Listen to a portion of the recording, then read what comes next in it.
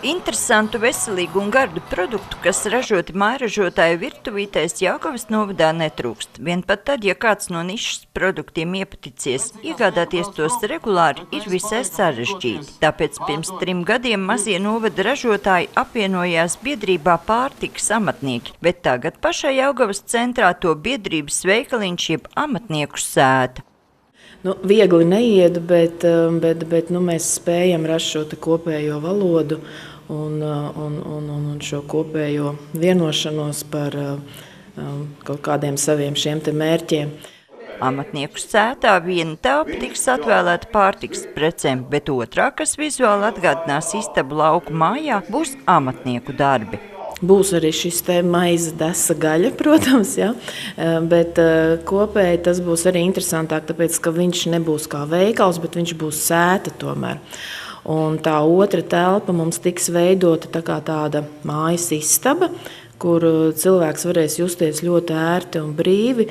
Viņš brīvi varēs apskatīt šo te piedāvājumu klāstu un varēs arī, kā saka, bišķiņ pamielot acis un pabaudīt arī šeit uz vietas kafiju, varbūt arī kādas smalkmaizīti. Tā kā arī būs tāds neliels atpūtas stūrīts.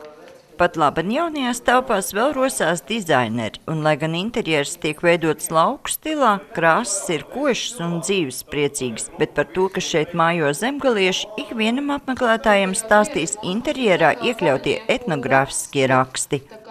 Jā, mums tā ideja nāca pati par sevi, tātad, ja tā ir zemgali, ja tie ir pārtikas amatnieki, tātad tradicionāls lietas un gribējās no tādām saknēm ņemt.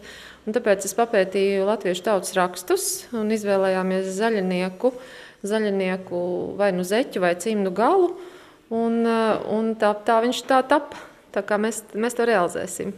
Varbūt paši materiāli, tur dēlīši un tā, bet es domāju, ka tas būs unikāls veikals. Arī man liekas, ka unikāla situācija, kad ir novads palīdzējis pārtikas amatniekiem iegūt šādu vietu.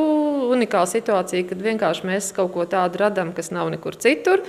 Man šķiet, ka tas būs tā, vienreizēji. Mājražotāju atbalstam palīdzīgu roku sniegusi arī novada pašvaldība, piešķirot finansējumu 80 kvadrātmetru lielās telpas nomas maksai 1. gadam, kā arī amatnieku sētas iekārtošanai. Visi 30 mājražotāji un amatnieki darbosies zem vienotas pagājušā gadā izveidotas preču zīmes Jelgavas novads stabilai nākotnei. Amatnieku sēta apmeklētājiem durvis vērs jau 27. novembrī. Sandra Leitāne, Andris Pāns, TV Spektrs.